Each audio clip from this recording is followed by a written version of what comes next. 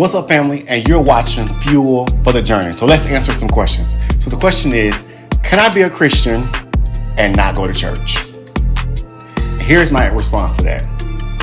Can you be a car and not have gas in it? Yes, you can be a car and not have gas in it. Yes, you can be a Christian and not go to church. But here's the thing. That car will go nowhere fast. And I know what you're thinking. I know what you're getting ready to say. You're getting ready to say, I'm building my relationship with God. It's personal. It's personal. And it ain't got nothing to do with the church. But here's the thing that I must ask you. What was God's original intent for the church? I'm talking about before you got hurt in the church. I'm talking about before you spazzed out on one of the church members. I'm talking about before you left and said you ain't doing this no more. I'm talking about before the church hurt.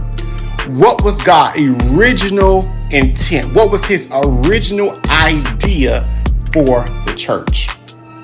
Let's go back to that. And so if his idea was to have a community of believers who will come together, who will worship together, come on, in spirit and truth. If it was his idea to have a community of believers who will be trained and developed and equipped, then yes, you need to be in a local assembly. Now, for some of you, because we're in technology world, for some of you can't go to a physical building, but you need a pastor. You need someone who will feed you. The Bible says that God has given us pastors after his own heart.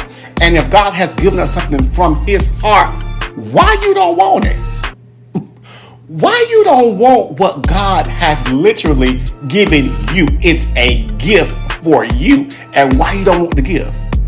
And it's funny is that when the burger was wrong at Burger King, we didn't stop going getting burgers. So the thing is, we've got to ask ourselves, okay, God, if this is your intent, if this is what you have for me, send me to the right place so I may be developed, that I may be trained. Because the truth of the matter is, there are some bad Burger Kings that will make you say, you know what?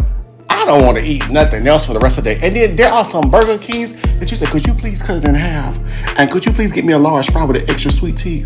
Because why? Because there are some places that when you are really planted and you're really there, you will grow. You will feel it. It will be in the atmosphere. And so, yes, as a Christian, you should be in a local church. You should find someone who will feed you, someone who God has sent.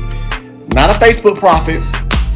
And I got nothing against people who minister on Facebook, because as you see, I'm literally ministering. But I'm accountable to somebody. And I am not trying to pastor you. And so that's the thing. That's where we get into trouble. So you got to be led by the Spirit of God to go to a house where God has sent you and where he can plant you, where you can grow. Because the whole idea of the church is for you to be developed, so you can be trained, where you can be equipped, where you can hear and you can grow and win other disciples. And you can't do that if you're apart from his bride. You got to be planted so you can grow. Because the Bible says those who are planted in the house of God, they shall what? Flourish. So yes, as a Christian, you need to be a part of a local assembly.